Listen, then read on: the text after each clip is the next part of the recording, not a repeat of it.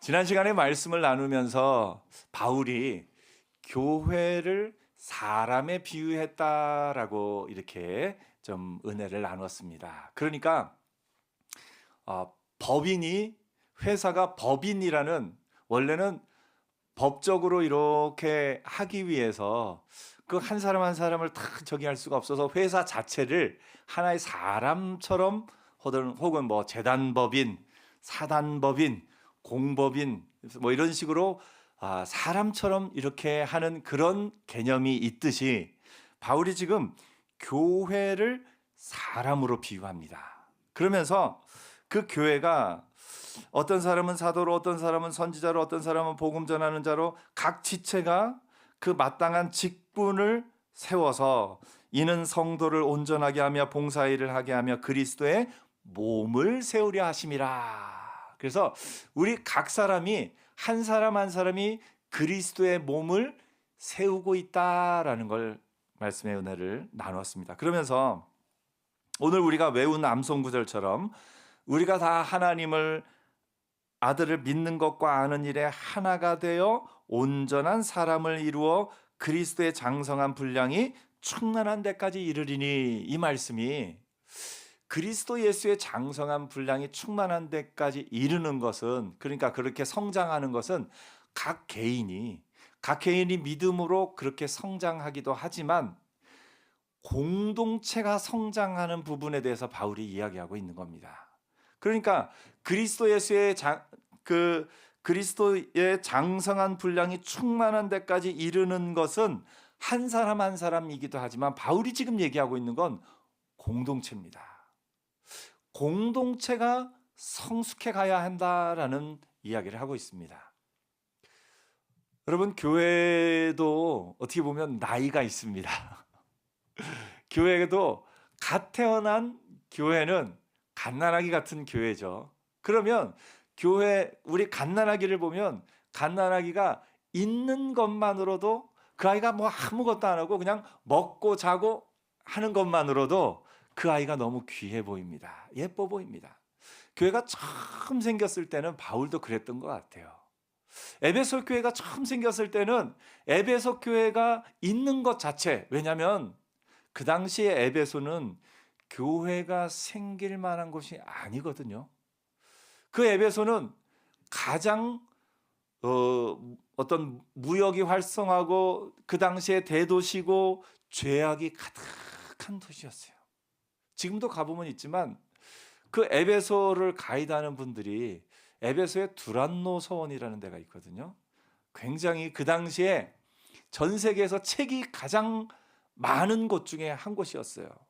첫째로 많은 곳이 이집트의 알렉산드리아라는 도시였고, 그 다음 두 번째로 많은 것이 에베소였다라고 이야기할 정도입니다. 근데 가이드가 거기를 안내하면서 꼭 안내하는 게 있어요. 바로 그 두란노 서원 그 도서관 옆에 바로 땅으로 들어가는 굴이 하나 있어요.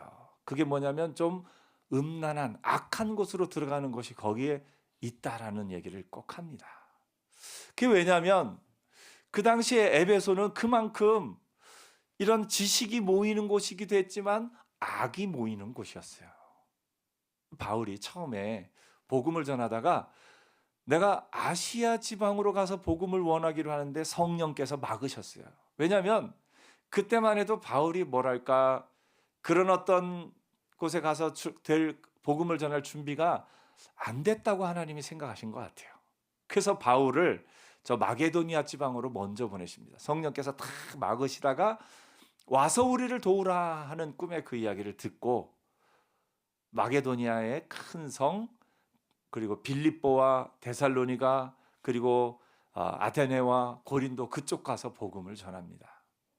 바울이 그곳에서 복음을 전한 후에 그 다음에 자기가 늘 꿈꾸던 그 당시 그 문화에서 가장 번화한 곳이었던 그 아시아 지역에 이 에베소에 가서 이제 세 번째 전도 여행 때 에베소에 가서 복음을 전합니다. 근데 이 에베소에 가서 복음을 전할 때는 거기는 유대인들도 많지 않았어요. 근데 그 땅에서 그런 악한 것들, 그러니까 그 당시에 아데미 신전이라고 불리는 신전이 있는데 이 아데미 신전이 세계 7대 불가사의 중에 하나입니다. 그 기둥이 얼마나 큰지 기둥 하나가 몇십 미터가 돼요. 기둥 하나가. 그 기둥을 저 높이까지 쌓아 올린 어마어마한 건물이 있던 곳, 그곳이 에베소입니다. 근데 그곳에 처음 교회가 생겼을 때는 교회가 생긴 것만으로도 너무너무 기뻤어요. 근데 이제 시간이 지나고 바울이 에베소에 편지를 보낼 때쯤에는 바울이 뭘 하냐면, 이제는 너희 교회 공동체가 그리스도 예수의 장성한 분량이 충만한 데까지 이르리니, 온전한 사람을 이루어, 온전한 사람을 이룬다라고 합니다. 그러니까 각 사람이 온전한 사람이 된다는 의미가 아니라 교회 공동체가 장성한 사람이 되는 것처럼 성숙해 가야 함을 이야기하고 있는 것을 봅니다. 오늘 우리 교회도 이 영적으로나 그런 어떤 부분에 있어서 하나님의 아들을 믿는 것과 아는 일에 하나가 되어 성숙해가는 은혜가 있을 줄 믿습니다. 우리가 이제 주일마다 말씀의 은혜를 함께 나누고 또 오후 예배 시간에 그 성경을 공부하면서 하나님의 뜻을 알고 예수 그리스도를 아는 일에 이렇게 성숙해가고 성장해가는 것, 이게 중요합니다. 이러면서 바울이 얘기하는 게 뭐냐면, 오늘 본문에서는 이제 옛사람과 새사람 얘기를 하면서, 옛사람, 그러니까 본성을 따라 악한 일에 가는 그것에는 사실은 공부가 필요하지 않는다 얘기를 합니다. 악한 일은요, 공부해서 하는 게 아니라 저절로 됩니다. 선한 일은요, 저절로 되지 않습니다. 공부해야 돼요. 알아야 돼요. 여러분이 그냥 가만히 있으면 중간이 있을 것 같죠? 아니요. 가만히 있으면 악한 쪽으로 갈 수밖에 없는 게 사람입니다. 나는 꽤 괜찮은 상태니까 가만히 있을 거야. 그런데 가만히 있지를 않아요. 사람은요, 아무것도 안 하고 가만히 있으면요, 저절로 내려갑니다. 저절로 악한 쪽으로 가기 쉽고요, 저절로 잘못된 것을 받아들이기가 쉽습니다. 제가 사람과의 관계에 대해서 이야기할 때 그랬죠. 가족 간에도요, 그냥 가족 간에 좋은 관계 있으면 계속 좋은 관계 있을 것 같은데 그렇지 않아요. 아무것도 안 하고 있으면 관계는 나빠질 수밖에 없습니다. 좋은 관계가 되기 위해서는요, 서로 좋은 영향을 주고받아야 돼요. 우리가 교회 내 공동체로 모일 때도요, 공동체로 모이니까 매주 보니까 그냥 가만히 있으면 괜찮을 것 같죠? 안 그렇습니다. 우리가 칭찬하고 격려하며 선한 영향을 주고받을 때 이게 온전한 사람을 이루어가지요. 가만히 그냥 있고 아무것도 안 하면요, 참 묘하게 괜히 그 사람이 미워질 때가 있어요. 괜히 그 사람이 싫어질 때가 있어요. 교회 공동체도 그렇고 가정도 그렇습니다. 친구들 사이도 그렇고요. 모든 면이 그렇습니다. 이 과학의 법칙으로 조금 설명을 하면요, 그 연력학 법칙이라고 있는데, 과학의 연력학 제1법칙은 우주의 에너지 총량은 일정하다. 그게 무슨 얘기냐면, 이제 물이 높은 곳에 있으면 위치 에너지인데 이게 떨어지면서 전기를 생산하면 이 수력 발전이 되죠. 근데 생산된 전기의 에너지와 낮아진 물의 이런 어떤 위치 에너지가 결국은 같다, 뭐 이런 얘기예요. 우주의 에너지 양은 일정하다. 근데 두 번째 법칙이 뭐냐면요, 우주의 모든 것은 질서에서 무질서로 흐른다 얘기입니다. 좀 쉬운 표현을 하면, 이제 향수병에 뚜껑을 열어놓으면 냄새가 사방으로 퍼지죠. 근데 병을 갖다 놓는다고 해서 사방에 있던 냄새가 병 안으로 들어가는 일이 있을까요? 없을까요? 상식적으로 안 되죠. 이게 이 모여 있는 건 질서고요, 흩어지는 거는 무질서입니다. 흩어지는 건 저절로 되는데요, 모이는 건 저절로 안 됩니다. 굉장한 창조의 에너지가 들어가야 돼요. 나라라는 이 어떤 모든 것도요. 그냥 가만히 있으면 질서가 유지되는 게 아니에요. 굉장히 많은 창조의 에너지가 들어가야 질서가 생기는 거예요. 이 질서를 무너뜨리는 거는 아주 쉽습니다. 아무것도 안 하면요. 뭐 이게 질서가 무너지는 건 한순간이에요. 근데 이 질서를 만들어 가려면 굉장한 창조의 에너지가 들어가는 것을 보게 됩니다. 바울이 믿음 안에서 교회 공동체가 세워져 가는 걸 그렇게 얘기합니다. 교회 공동체가 세워져 가는 게요. 저절로 세워지는 게 아닙니다. 굉장한 창조의 에너지와 질서가 필요한 것임을 보게 됩니다. 그것이 이제 핵심은 사랑의 능력이 있겠지만 그것이 쉽지 않은 것임을 바울이 얘기합니다. 그러므로 이렇게 얘기합니다. 옛사람에 대해서 얘기하면서 그러므로 내가 이것을 말하며 주 안에서 증언하노니 이제부터 너희는 이방인이 그 마음에 허망한 것으로 행한 것 같이 행하지 말라 얘기하면서 그들의 총명이 어두워지고 그들 가운데 있는 무지함과 그들의 마음의 굳어짐으로 말미암아 하나님의 생명에서 떠나 있도다. 총명이 어둡고 무지하고 마음이 굳어졌다. 그러니까 본성을 따르는 거는 이 죄악을 향하는 건 이렇게 저절로 되는 거예요. 우주의 모든 것은 질서에서 무질서로 흐르는 게 이 우주의 법칙인 것처럼 사람의 본성은요, 가만히 있으면 죄악으로 흐릅니다. 가만히 놔두면 죄악으로 악한 쪽으로 속이고 욕심을 위해서 하는 그쪽으로 가기가 쉽습니다. 근데 이 반대쪽으로 이 하나님의 생명 안에 있는 사람들은 뭘 해야 되느냐? 너희는 그리스도를 그같이 배우지 아니하였느니라. 진리가 예수 안에 있는 것 같이 너희가 참으로 그에게서 듣고 또한 그 안에서 가르침을 받았을진데. 질서를 세우는 쪽으로는 뭘 해야 됩니까? 듣고 배우고 가르침을 받아야 된다라고 얘기하는 겁니다. 가만히 있으면 무지함과 어두움과 마음의 굳어짐으로 갈 수밖에 없고요. 그 반대인 진리의 빛으로 가기 위해서는 부지런히 배우고 가르침을 받아야 된다라는 것을 이야기하고 있는 겁니다. 교회 공동체가 에베소 교회 이야기를 하면서 너희 교회 공동체를 세워가기 위해서 너희가 뭘 해야 되느냐? 가만히 있으면 된다고요? 안 된다고요? 안 된다는 겁니다. 교회 공동체가 성장해 가는데 가르치고 배우고 하는 것이 꼭 필요하다고 이야기를 하고 있는 겁니다.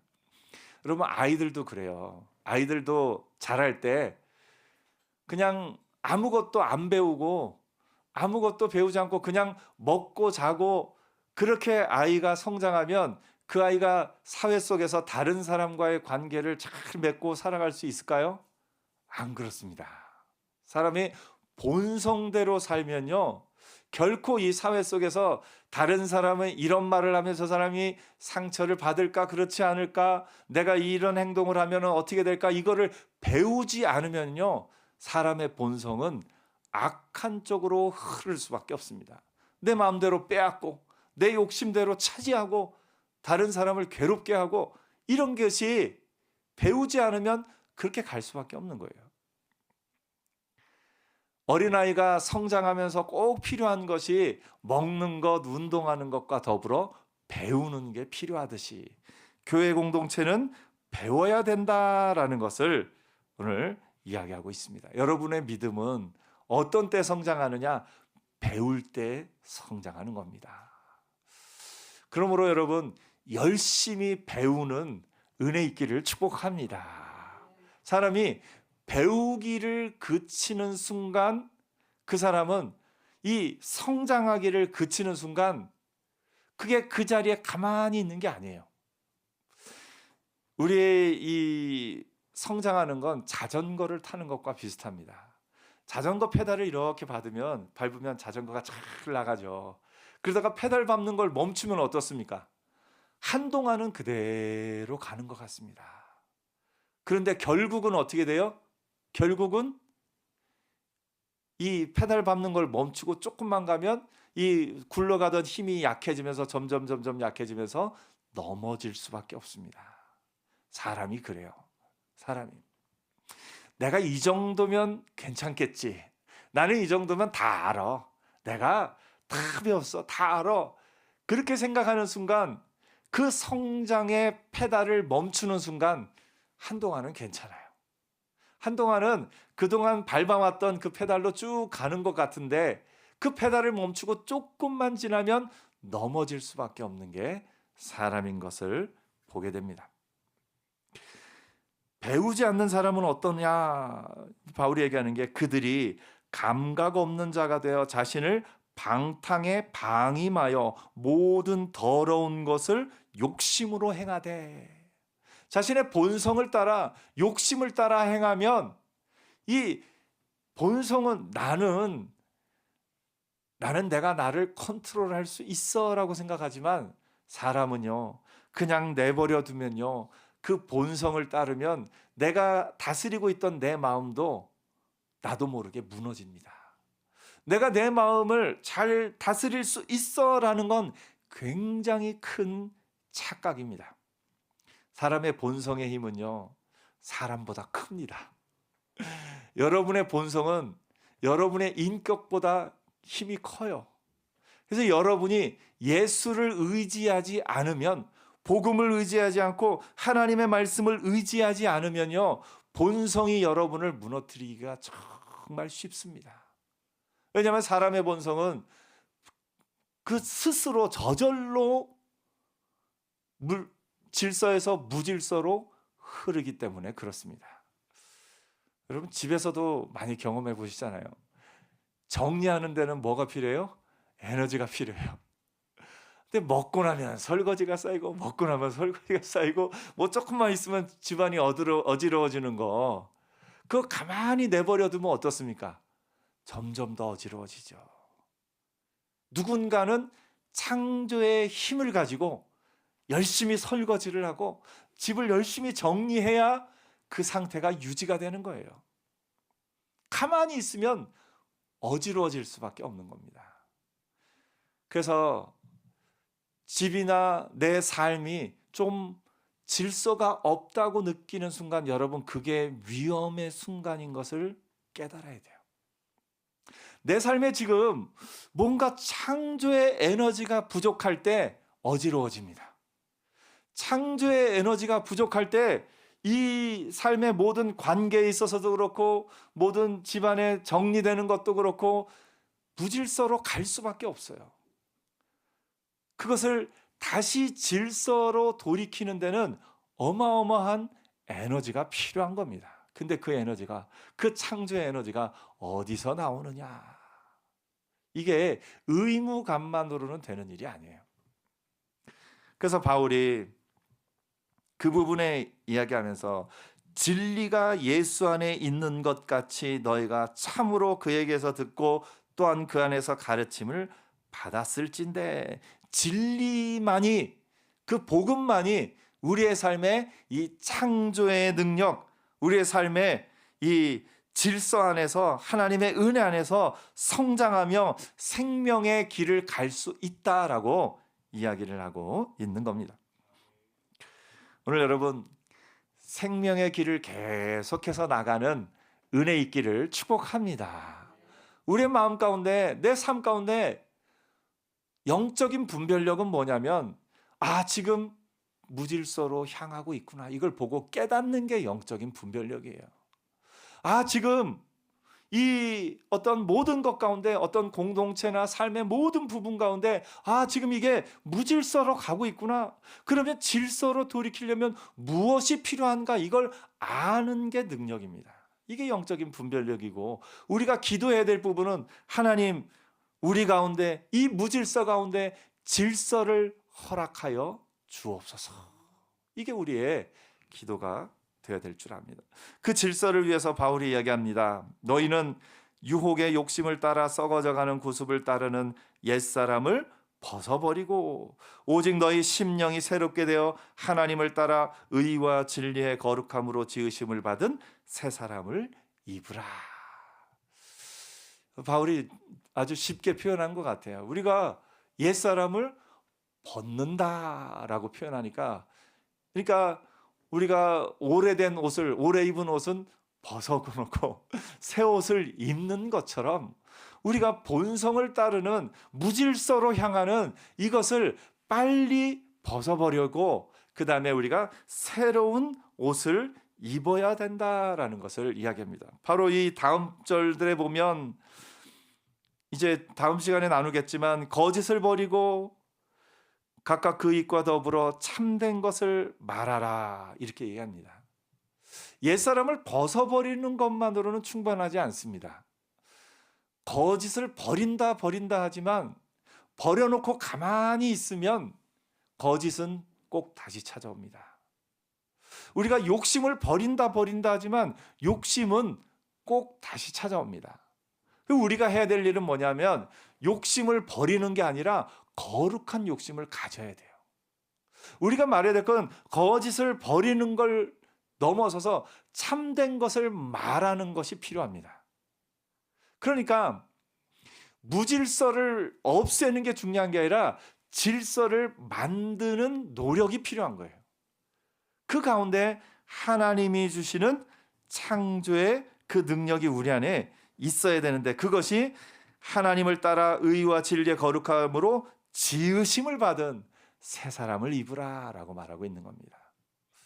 여러분, 여러분의 삶을 이렇게 돌아보세요. 혹시 내 삶에 있어서 무질서한 부분이 있는가?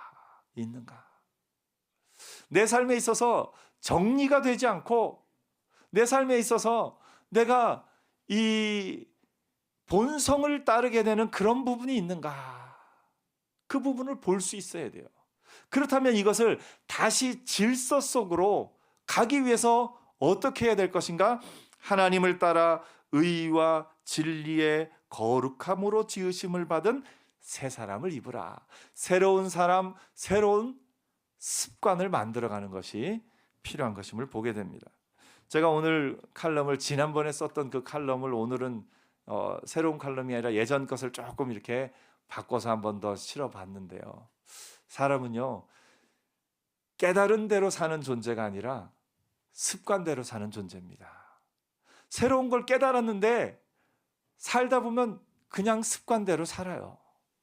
그러니까 정말 중요한 건 뭐냐면 습관을 만들어 가는 사람이 능력자입니다. 방을 정리해야지 생각은 하는데 여전히 지저분해요. 왜냐하면 정리하는 습관이 없어서 그래요. 정리하는 습관을, 사실 정리하는 데 들어가는 시간은 습관을 만들기만 하면 단 몇 분이면 할 수 있는 일인데도 습관이 안 들어있으면 계속해서 어지러운 상태로 갈 수밖에 없는 거예요. 여러분의 컴퓨터는 어떻습니까? 여러분의 또 삶 속에서 친구들과 또 관계나 이런저런 모든 삶 속의 관계에 있어서 이 정리가 되지 않는 무질서한 그것은 그냥 내버려 두면 그대로 있을 수밖에 없어요. 중요한 것은 새로운 습관을 만들어가는 겁니다. 거짓을 버리는 대신에 가만히 있는 게 아니라 참된 것을 말하는 습관이 필요하고요. 그 다음 절에도 보면, 도둑질하는 자는 다시 도둑질하지 말고 돌이켜 가난한 자에게 구제할 수 있도록 자기 손으로 수고하여 선한 일을 하라. 그러니까 도둑질을 그만두는 게 중요한 게 아니라 선한 일을 하는 것을 습관으로 만들어야 되는 것을 이제 바울이 이야기하고 있는 겁니다. 오늘 여러분의 삶에 무질서로 흐르는 부분들이 있다면 그 무질서로 흐르는 부분들을 빨리 발견하는 은혜가 있기를 축복합니다. 빨리 발견하고 이제는 어떻게 해야 되냐? 그것을 질서로 만들 수 있는 그 길을 찾아가야 되는 거예요. 그 길을. 이것은 여러분의 개인도 그렇고 우리 교회 공동체도 그렇고 우리 나라도 그렇고 모든 부분에 있어서 무질서로 흐르고 있던 부분들이 무엇이 문제인지를 발견하고 질서를 향하여 창조의 능력으로 나아가야 되는 것이 필요한 일임을 보게 됩니다. 오늘 여러분, 새 사람을 입는 한 주간 되기를 축복합니다. 새 사람을 입는 거는 내 이렇게 눈에 보이는 걸로는 내가 새로운 습관을 만들어가는 시간입니다. 주일은요, 새로운 습관을 하나씩 만들어가는 게 주일이라 생각하시면 1년 동안 52개의 새로운 습관을 만들면 여러분의 인생은 완전히 달라질 겁니다. 그래서 주일마다 여러분 새로운 습관을 위해 나아가는 하나님의 사람들 되기를 축복합니다. 내 입에서 나도 모르게 불평이 계속 나오는 습관이 있다면 이 불평으로 말미암아 관계가 좀 안 좋아지고 이 불평으로 말미암아 내 마음이 힘들어지고 그렇다면 이 불평을 뭘로 바꿔요? 감사로 바꾸는 거지 않습니까? 하나님 감사합니다 하고 감사를 말하는 습관을 갖는 거예요. 내가 자꾸 옆 사람하고 싸워요. 왜 싸우느냐? 그걸 돌이켜 보니까 내가 이것 때문에 싸우는구나, 이것 때문에 싸우는구나. 그렇다면 이걸 없앨 수 있는 습관은 무엇일까? 싸움을 만드는 습관이 있었다면 그거를 깨뜨리고 평화를 만드는 습관을 향해서 나아가야 되는 것. 이게 우리가 해야 할 일인 것. 이것이 바로 새 사람을 입는 일입니다. 오늘 여러분, 여러분의 삶에 무질서한 부분이 무엇이 있습니까?